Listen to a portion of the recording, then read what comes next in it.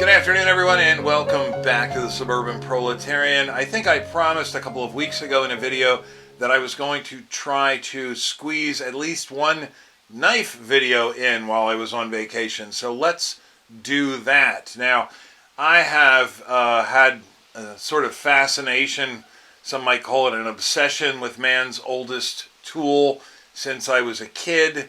I have owned way too many knives over the years. And I've learned an awful lot over the intervening time. I've learned which knives to avoid and which brands I really like. And every once in a while you find something new and sort of serendipitous that gives you a new experience. And one thing I've noticed, I started off, as most people do, with cheap knives. I had some good quality knives starting off, but I also had some terrible cheap knives, and I learned quickly to avoid cheap junky knives and stick only to the better brands, and that has generally been my policy.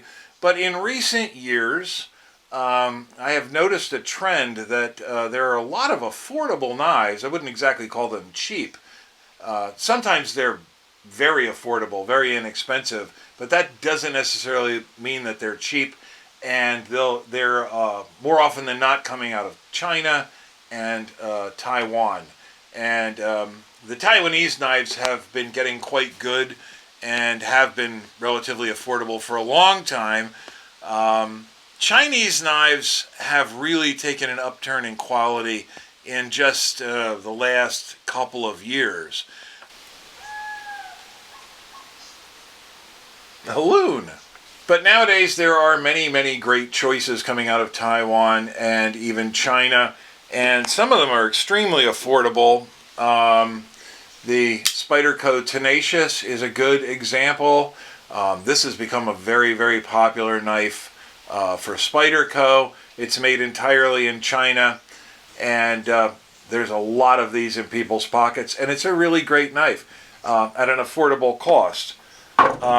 You've got no-name sort of or off-brand Chinese knives that you can buy from places like AliExpress, GearBest, Fastech, things like that, like this Ganzo. And I'm sure a lot of people won't like this too much because it's virtually a clone of the Spyderco paramilitary. They look very similar.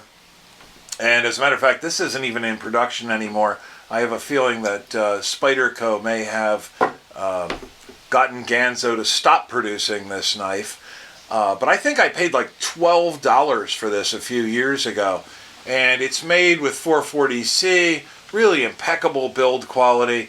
And there's just so many of these affordable and relatively decent knives out there that it's gotten me thinking. But I've been experiencing some mobility issues in my hands. After 25 years of cranking on wrenches, I've started developing some pretty severe arthritis in my hands, particularly in the base of this thumb. And I'm on vacation, so I haven't been under a lot of stress, but a lot of times I'm wearing a brace on this hand, particularly to immobilize my thumb. And that can make it rather difficult to one hand open a manually opening knife. So I've long been fascinated with automatic knives, and of course most of the early automatic knives I had were inexpensive ones. Some were made in Taiwan, others were made in Italy, and they were mostly junk. I mean, they were just sort of novelties, toys. And I eventually moved away from those and got into quality automatic knives, if I was going to have an automatic knife, like, for instance, the Gerber 06 Auto. This is, in my opinion, basically the gold standard for automatic knives. This has been made in much larger numbers and issued by the U.S. military in much larger numbers than probably any other automatic knife in modern history. And some of you will say, well, Microtech does this better, or Benchmade does that better. But when I say gold standard, I don't necessarily mean that it's the quantifiably the absolute best knife out there. What I mean is this has come to be the knife by which, the yardstick by which all other automatic knives are measured. And it's really the starting point for sort of decent, relatively expensive, high-end automatic knives. This has an MSRP of about $180, and especially in today's market, it's going to be difficult for you to find it at anything less. You'll be very lucky to find it in stock at $180. You're not going to find any discounts on this knife, and to be guaranteed to find even this one in stock, you're probably ranging up more towards $200, and a lot of the other knives from Benchmade and Microtech and things like that range up from there. So I did get to thinking, after having good experience with knives made in China, just regular knives, folding knives made in China, are there perhaps today some automatic knives that are more affordable than something like the Gerber 06 Auto, but which are going to be actually fairly reliable? And so I started doing a little bit of research, and it really comes down to two knives. There are quite a few automatic knives now that are affordable and also quite reliable and have a good reputation. But the undisputed rulers in this class are two knives. First of all, automatic knives basically fall into two categories: side opening, like this one, and out the fronts, like this one. Now, out the front knives are a little bit more complicated. There's more tiny little fidgety parts. They tend to be more expensive, and they can be quite difficult to manufacture and have them be reliable. But this knife, the Lightning OTF, I don't know that this has a model number, has really gained a reputation for being extremely reliable. There are guys who have done 3-year follow-up reviews. I just got this knife about a week ago. I've seen 3-5-year follow-up reviews where these guys say that their knife has been fired thousands of times and is still working properly. And the other undisputed champion in the affordable automatic knife market, as far as side openers are concerned, is the Boker Kalashnikov. And this comes in many, many different varieties with many, many different blade styles. I went with a sort of Warncliffe, or actually I think they call this a modified sheep's foot. This is a great work style blade, and as I said, I use knives at work quite a great deal. So this knife has an extremely good reputation, and I've seen follow-up long-term reviews of these knives where the knives are well over 10 years old. I think there's one review on YouTube where a guy's looking at one of these that's 13 years old or 17 years old, something like that. So these seem to hold up very well also. So why don't we go ahead and turn the camera around, take a look at these two knives. I'll talk about what they cost and what they represent in the sort of flooded market of automatic knives, where most of the automatic knives that are available are upwards of $150. I'll just go ahead and say it. Both of these knives will cost you about 28 bucks, and it's pretty hard to go wrong at $28. Anyway, let's take a closer look at them. Okay, so here are the two knives in question.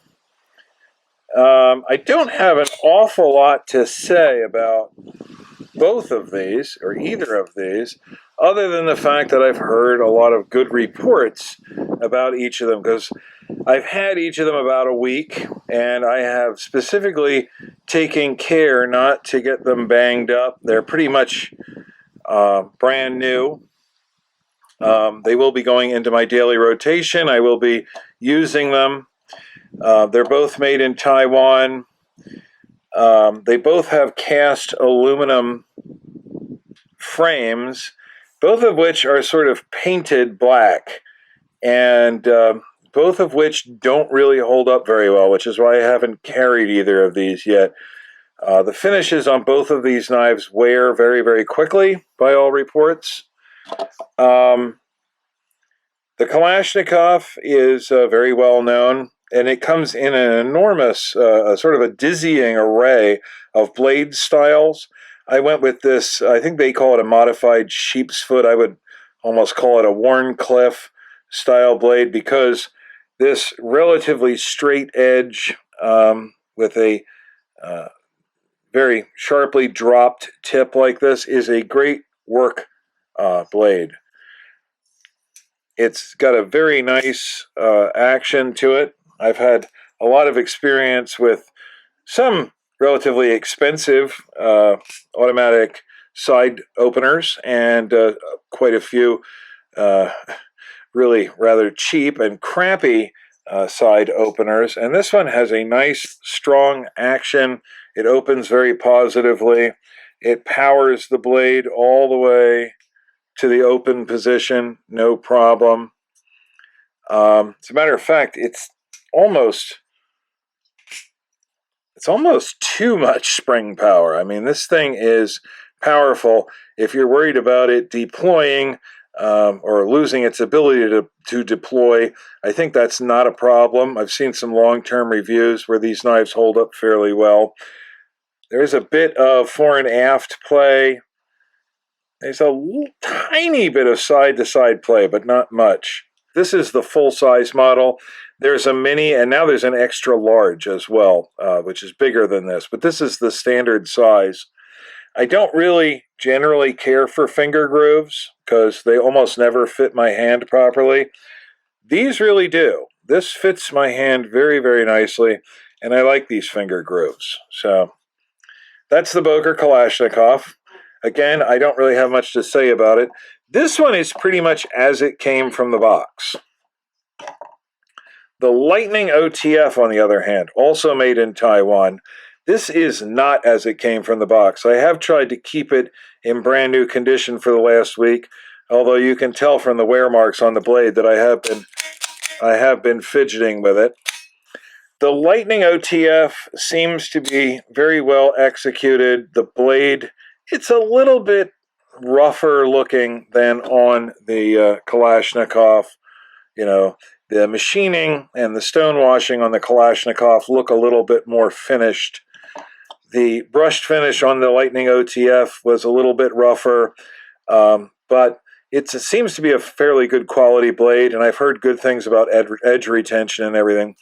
One place where Lightning kind of falls down in comparison with the Kalashnikov is in final assembly. So this one is not as it came from the box. I followed all of the precautionary measures that were spelled out by different people in different reviews. So these two screws have red Loctite on them. All of these screws now have blue Loctite on them. I completely disassembled the knife. I cleaned it very thoroughly inside, and I put a drop of oil here and a dab of grease there, trying to make this as reliable as possible, and then reassembled it again with blue and red Loctite, just as a precautionary measure, because I don't want the thing falling apart. And to be perfectly honest, these 6 screws had almost no torque on them whatsoever. So I'm glad I did, and no thread locker. So I'm glad I did take them apart and put them together with thread locker. Do keep in mind, this cast aluminum is not the strongest stuff in the world. When you thread these screws in, especially when you're using thread locker like I did, you just want to take them in until they're barely snug, and then I generally, just my fingertip and my thumb tip, I just give them a little tiny bit of a torque.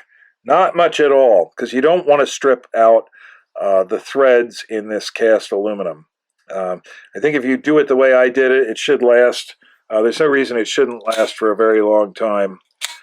High fidget factor on these OTF knives. I expect that this is going to get deployed thousands and thousands and thousands of times in my ownership, and I am going to use it. Both of these knives are going into my daily rotation. I do have a job where I work with my hands. I'm a caretaker of a large property, and I use knives a lot. I spend a lot of time cutting cardboard and baler twine and rope and all manner of things that you could possibly use a knife for. The knife I have in my pocket on any given day gets used, maybe half a dozen to a dozen times in a day. It's really a necessity for my line of work, and we'll see how these two knives hold up, and I will report back. So both of these knives, both the Boker Kalashnikov and the Lightning OTF, both made in Taiwan. The Boker is made from Aus 8 steel, which is a pretty decent steel. Boker has a good reputation for making quality blades and doing good heat treatment. The Lightning is a bit more of a mystery. I've seen it described as 440C, which wouldn't be terribly surprising. There are quite a few knives made in Taiwan out of 440C. I haven't had a chance to really use this knife at all. I wanted to keep them in brand new condition for this first look anyway. So we'll see how that one holds up. But people say that the mechanism works very well and continues to do so for a long period of time, which is unusual for if we're being perfectly honest, a cheap out the front. The old Taiwanese out the fronts that I had 30 years ago were really pretty much junk. But this thing does not seem to be that. And I'm very much looking forward to using this knife. I'm looking forward to using both of these knives. But specifically from a work perspective, I really like the idea of a functional OTF, because when this hand's occupied, you can get this knife open and closed with just one hand. And from a utility standpoint, that's pretty amazing. I mean, basically like a box cutter with a much longer cutting edge. And in a maintenance job, seems like it might almost be the ideal knife. So my first impression is I'm quite impressed with both of these knives, and we will see how they hold up. I will be doing long-term reviews of these watches as my experience with them develops a little bit. I tried to do one of these experiments in the past where I said I was only going to carry one knife for a year, and I was going to report back in a year to tell how I had made out just carrying that one knife. And that was the kiss of death. I lost the knife in like 2 weeks, and I've never seen it since. So I'm not going to go out on a limb and say something like that, but both of these knives are going into my daily rotation. I'm going to start carrying them on a regular basis, using them on a regular basis, and we'll see how they hold up. And I will report back. And when I do that, I hope to see each of you here then. Later, guys.